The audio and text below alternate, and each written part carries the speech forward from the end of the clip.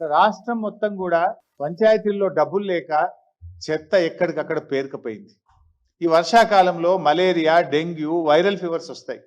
అసలు special drive చేయాలి. Special drive కాదు కదా, ఉన్న చెత్త ఎత్తుడు బంద్ చేసిండ్రు. ఈ ప్రభుత్వం ఏమో గొప్పలు చెప్తుంది, మేము ప్రతి నెల 1వ తారీఖే జీతాలు ఇస్తున్నాం, మాది ప్రజా ప్రభుత్వం. మీ ప్రజా ప్రభుత్వంలో పారిశుద్ధ్య కార్మికులకు స్థానం లేదా? మీ ప్రజా ప్రభుత్వంలో పారిశుద్ధ్య కార్మికులకు 1వ తారీఖు నాడు వేతనాలు ఇవ్వరా? 7 నెలలు జీతాలు ఇవ్వకపోతే ఆ పారిశుద్ధ్య కార్మికుల ఇల్లు ఎట్లా గడవాలి అని నేను అడుగుతా ఉన్నాయి ప్రభుత్వాన్ని. రేపు పల్లెల్లో అంటురోగాలు వచ్చి ఏదైనా జరగరాంది జరిగితే దానికి ఎవరు బాధ్యత వహించాలి అని నేను ప్రభుత్వాన్ని అడుగుతా ఉన్నా. కనీసం ఇది కూడా మీకు స్పందన లేకపోతే ఎట్లా? మీరు 7 నెలల మీకు కనీసం టైం దొరకలేదా? పల్లెల పరిస్థితి రివ్యూ చేయవస్తలేదా? అధికారులు ఉన్నారు కదా, మరి గతంలో వర్షాకాలం ముందు స్పెషల్ డ్రైవ్ అయింది, ఇప్పుడు ఎందుకు చేస్తలేరు? పల్లెలు ఎట్లా నడవాలనుకుంటున్నారు మీరు? చివరికి సర్పంచులు పోయి గవర్నర్కు మొరబెట్టుకునే పరిస్థితి తెచ్చినారు. మేము పనిచేసి రూపాయి బిల్లులు రావట్లేదు, మాకు 7 నెలలు అయిపోయింది, అప్పుల పాలైనమని రాష్ట్ర గవర్నర్ గారి దగ్గరికి సర్పంచులు వెళ్ళి మొరబెట్టుకొని కళ్ళ నీళ్లు పెట్టుకునే పరిస్థితి తెచ్చారు మీరు. ఎటు పోయింది ప్రభుత్వం? ఎందుకు పని చేయలేకపోతున్నారు మీరు?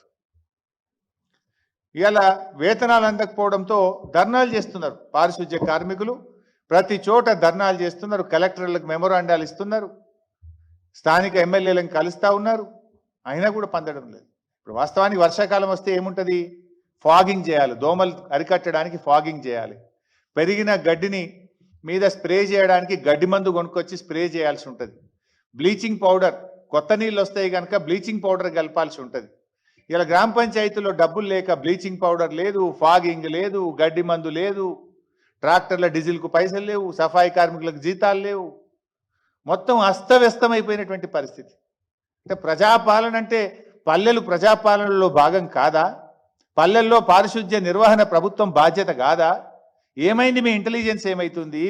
మీ నెట్వర్క్ ఏమైంది? ఎందుకు ఈ పల్లెల్ని ఇట్లా నిర్వీర్యం చేస్తూ ఉన్నారు? ఎందుకు ప్రజల్ని ఈ గ్రామ పంచాయతీలో పాలనను గాలికి వదిలేసినారని చెప్పి నేను అడుగుతా ఉన్నా. ముందస్తు చర్యలు తీసుకోవాల్సింది పోయి, స్పెషల్ డ్రైవ్ చేయాల్సింది పోయి, రెగ్యులర్గా జరిగే ప్రతిరోజు జరిగే శానిటేషన్ కూడా బంద్ అయిపోయింది ఈరోజు. బీఆర్ఎస్ ప్రభుత్వం ఉన్నప్పుడు ప్రతి నెల గ్రామ పంచాయతీలకు టెన్షన్గా 275 కోట్లు పోతుండే. Every month 275 crores ఇచ్చేవాళ్ళం. సంవత్సరానికి 3,330 కోట్లు పల్లె ప్రగతి మీద బీఆర్ఎస్ ప్రభుత్వం ఖర్చు పెట్టింది. 3,330 కోట్లు ప్రతి సంవత్సరం పల్లెల్లో అభివృద్ధి కోసం, పారిశుద్ధ్య నిర్వహణ కోసం 275 కోట్లు ప్రతి నెల ఇచ్చాం. మరి 7 నెలలైతే ఒక్క నెల రూపాయి కూడా ఇవ్వలే మీరు. 7 నెలలు ఇంటూ 275 కోట్లు ఇవ్వాలి కదా. మీరు మాకంటే బాగా చేస్తారని ప్రజలు మీకు ఓట్లు వేసినారు. మేము 275 ఇస్తే మీరు 500 కోట్లు ఇస్తారని ప్రజలు ఆశపడ్డారు. ఇంకా బాగా చేస్తారని ప్రజలు ఆశించారు. కానీ ఏమైపోయిందంటే ఏదో కొండ నాలుకకు మందేస్తే ఉన్న నాలుక పోయినట్టు ఇచ్చే 275 కోట్లు కూడా మీ ప్రభుత్వంలో బంద్ అయిపోయినాయి. అదేవిధంగా మేము పట్టణాల్లో కూడా, మున్సిపాలిటీలకు కూడా ప్రతి సంవత్సరం 1,700 కోట్లు రాష్ట్ర ప్రభుత్వం ఇచ్చేది. పల్లెలకు 3,330 కోట్లు, పట్టణాలకు ప్రతి సంవత్సరం 1,700 కోట్లు రాష్ట్ర ప్రభుత్వం ఇచ్చేది. మరి మీరు వచ్చి 7 నెలలైనా 7 పైసలు కూడా ఎందుకు ఇవ్వలేదు? ఏంది మరి? మీరు పట్టించుకోదలుచుకోలేదా? లోకల్ బాడీస్ను మీరు మొత్తం నిర్వీర్యం చేయదలుచుకున్నారా? ఇప్పుడు ఒకసారి ఎంత అద్భుతంగా ఉన్న పల్లెలు కుప్పకూలితే మళ్ళీ దాన్ని మెరుగు చేయాలంటే ఎంత కష్టమవుతుంది? దెబ్బతిన్న ఆరోగ్యాన్ని మీరు తెచ్చేయగలుగుతారా? ప్రజలకు రేపు ఏదైనా గ్రామంలో diarrhoea, malaria, dengue, viral fevers ప్రబులితే దానికి బాధ్యులు ఎవరో నేను అడుగుతా ఉన్నా. ఇప్పటికే హైదరాబాద్లో చాలా మందితో మాట్లాడితే మలేరియా, డెంగ్యూ, వైరల్ ఫీవర్స్తో హాస్పిటల్ చుట్టూ తిరుగుతున్న పరిస్థితి కనబడతా ఉంది. ప్రభుత్వం నుంచి అసలు చలనమే లేదు, ముందస్తు బాధ్యతనే లేదు. ఆ రోజుల్లో మేము గ్రీన్ ఛానల్ పెట్టాం. ఇన్ఫ్యాక్ట్ పల్లె ప్రగతి, పట్టణ ప్రగతి నిధులకు ఎక్కడ ఇబ్బంది లేకుండా గ్రీన్ ఛానల్లో విడుదల చేశారు కేసీఆర్ గారి ప్రభుత్వం. దాదాపు పల్లె ప్రగతి, పట్టణ ప్రగతి కింద గత 5 సంవత్సరాల్లో 20,000 కోట్ల రూపాయలు బీఆర్ఎస్ ప్రభుత్వం ఖర్చు పెట్టింది. మీరు 20 పైసలు కూడా పెట్టలే. 7 నెలలు అయిపోతే 20 పైసలు పెట్టలే మీరు. ఇగో ఇది బీఆర్ఎస్ ప్రభుత్వానికి, కాంగ్రెస్ ప్రభుత్వానికి ఉన్న తేడా. మీరు ఎటుపోతుంది అసలు? పాలన ఏమైంది? పాలన గాలికి వదిలేసిందా? 7 నెలలు అయితే 7 రూపాయలు కూడా ఇయ్యరా? గత ప్రభుత్వం 20,000 కోట్లు ఖర్చు పెట్టింది. ఈ రకంగా ఈరోజు నడుపుతా ఉంది. పరిస్థితి ఏంటంటే నిన్న పాపం వాళ్ళు రిటైర్ అవుతున్నారు. ఎంపీటీసీలు జెడ్పీటీసీలు రిటైర్ అయితే ఏదో శాలువా కప్తామని పోతున్నారు. రిటైర్మెంట్లో కొంచెం వాళ్ళు గౌరవించుకుందామని వెళ్ళాం. వాళ్ళు కూడా దరఖాస్తు ఇచ్చారు. అన్న 7 నెలలు అయింది మాకు జీతం రాక, ఎంపీటీసీలకు జెడ్పీటీసీలకు 7 నెలలు అయింది జీతం రాక, ఈ గవర్నమెంట్ మమ్మల్ని పట్టించుకుంటలేదన్న జర నిద్రలేపుండ్రి, జర అడుగుండ్రి అని చెప్పి రిటైర్మెంట్ శాలువా కప్పుతుంటే దరఖాస్తు ఇచ్చారు. మా జీతం రాక 7 నెలలు అయిపోయాయి. మీరేమో 1వ తారీఖు జీతాలు ఇస్తామని పడుతుంది. 71వ తారీఖు మరి తక్షణమే ఆ ఎంపీటీసీలకు జెడ్పీటీసీలకు పారిశుధ్య కార్మికులకు పెండింగ్లో ఉన్న వేతనాలు విడుదల చేయాలని బీఆర్ఎస్ పార్టీ పక్షాన మేము డిమాండ్ చేస్తా ఉన్నాం. ఇందిరమ్మ పాలన, ప్రజాపాలన, మా రాజీవ్ గాంధీ గారే ఏదో తెచ్చిండు పంచాయతీరాజ్ సంస్కరణలు, పేరు గొప్ప ఊరు దిబ్బ. మీ పాలన ఎట్లుందంటే పంచాయతీలను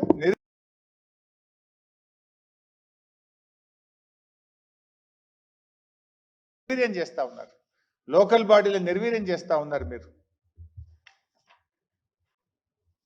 మా ప్రభుత్వంలో దేశంలో ఎక్కడ లేని విధంగా కేసీఆర్ గారు స్థానిక సంస్థల్ని బలోపేతం చేయాలని అడిషనల్ కలెక్టర్ లోకల్ బాడీస్ అనే ఒక పోస్ట్ క్రియేట్ చేసినారు. ఒక ఐఏఎస్ ఆఫీసర్ను ప్రత్యేకంగా గ్రామ పంచాయతీల్లో మున్సిపాలిటీల్లో పారిశుధ్య నిర్వహణ బాగుండాలి, పల్లెలు అభివృద్ధి జరగాలి, పట్టణాలు అభివృద్ధి జరగాలని అడిషనల్ కలెక్టర్ లోకల్ బాడీ అనే పోస్టును కూడా బీఆర్ఎస్ ప్రభుత్వం పెట్టింది. అంటే ఈ రకంగా మేమేమో అద్భుతమైన కృషి బీఆర్ఎస్ ప్రభుత్వం చేస్తే మీరేమో నీరుగార్చేటువంటి ప్రయత్నం చేస్తూ ఉన్నారు. ఇప్పటికైనా కళ్ళు తెరవండి. మీరు ఈ గ్రామ పంచాయతీలను మున్సిపాలిటీల్లో మరి వ్యవస్థను గాడిన పెట్టాలని చెప్పి ప్రభుత్వాన్ని కోరుతా ఉన్నాం. ఒకటి, చేసిన పనులకు వెంటనే బిల్లులు విడుదల చేసి ఆ సర్పంచులందరినీ వాళ్ళ పాపం ఆత్మహత్యలు చేసుకునే పరిస్థితి ఉన్నది. మొన్న గవర్నర్ గారికి మొరబెట్టుకున్నారు. తక్షణమే స్పందించి పెండింగ్ బిల్లులు విడుదల చేయండి. పారిశుధ్య కార్మికులు, ఎంపీటీసీలు, జెడ్పీటీసీలకు 7 నెలలుగా బకాయిలు పడ్డ వేతనాలు చెల్లించాలని డిమాండ్ చేస్తా ఉన్నాం. గతంలో బీఆర్ఎస్ ప్రభుత్వం మున్సిపాలిటీలకు గ్రామ పంచాయతీలకు ఇచ్చినట్టు నెల నెల నిధులు తక్షణమే ఈ 7 నెలల నిధులను గ్రామ పంచాయతీలకు మున్సిపాలిటీలకు విడుదల చేయాలని చెప్పి డిమాండ్ చేస్తా ఉన్నాం. In fact that is the part of budget. మన మార్చి దాకా అయితే మేము ప్రవేశపెట్టిన బడ్జెటే ఉంది కదా. మీరు జనవరి, ఫిబ్రవరి, మార్చి అయితే ఆ 275 కోట్ల చొప్పున గ్రామ పంచాయతీలకు ఇవ్వాల్సి ఉండే కదా. ఎందుకు పల్లెల మీద కక్ష కట్టినారు? బడ్జెట్లో ఉన్న నిధులు కూడా ఎందుకు ఇవ్వడం లేదు అని చెప్పి నేను అడుగుతా ఉన్నా. ఈ వర్షాకాలం ఉంది కనుక సీజనల్ వ్యాధులు ప్రబుల్తాయి. తక్షణమే మీరు చర్య తీసుకొని ఒక స్పెషల్ డ్రైవ్, గతంలో ఎట్లయితే వర్షాకాలం ముందు పల్లెలలో పట్టణాల్లో మేము స్పెషల్ డ్రైవ్ చేసి మరి పారిశుధ్య వ్యవస్థను మేము మెరుగుపరిచే ప్రయత్నం చేసినామో ఆ స్పెషల్ డ్రైవ్ కూడా తక్షణమే చేపట్టండి.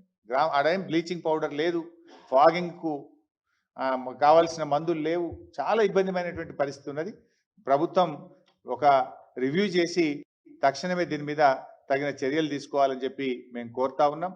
ఎందుకంటే ఇవాళ మీరు అటు సంక్షేమాన్ని కూడా వదిలిపెట్టినారు, నిరుద్యోగులను రోడ్డు మీద పడ్డారు, నిరుద్యోగులు నిలువున ముంచేసిండ్రు మీరు, సంక్షేమానికేమో సమాధి కట్టేసిండ్రు మీరు.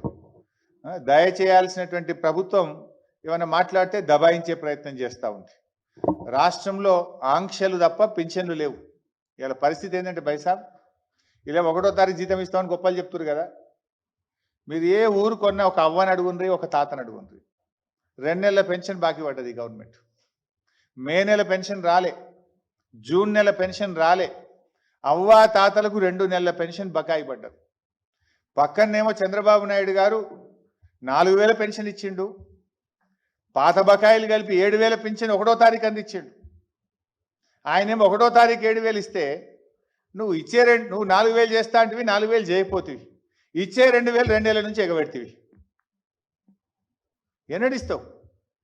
అవ్వాతాతలకు బకాయి పడ్డ 2 నెలల ఆసరా పెన్షన్ను వెంటనే విడుదల చేయాలని చెప్పి ఈ ప్రభుత్వాన్ని డిమాండ్ చేస్తా ఉన్నా.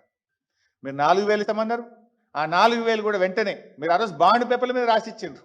100 రోజుల్లో ఆసరా పెన్షన్ 4,000 పెంచుతామన్నారు. 200 రోజులు దాటింది, ఇంకెప్పుడు ఇస్తారు? 200 రోజులు దాటినా అవ్వా తాతల మీద కనికరం రాదా? తక్షణమే 4,000 పెన్షన్ పెంచాలని, బకాయి పడ్డ 2 నెలల అవ్వాతాతల ఆసరా పెన్షన్దారులందరికీ పెన్షన్ బకాయిలు విడుదల చేయాలని చెప్పి కూడా ఈ ప్రభుత్వాన్ని మేము డిమాండ్ చేస్తా ఉన్నాం.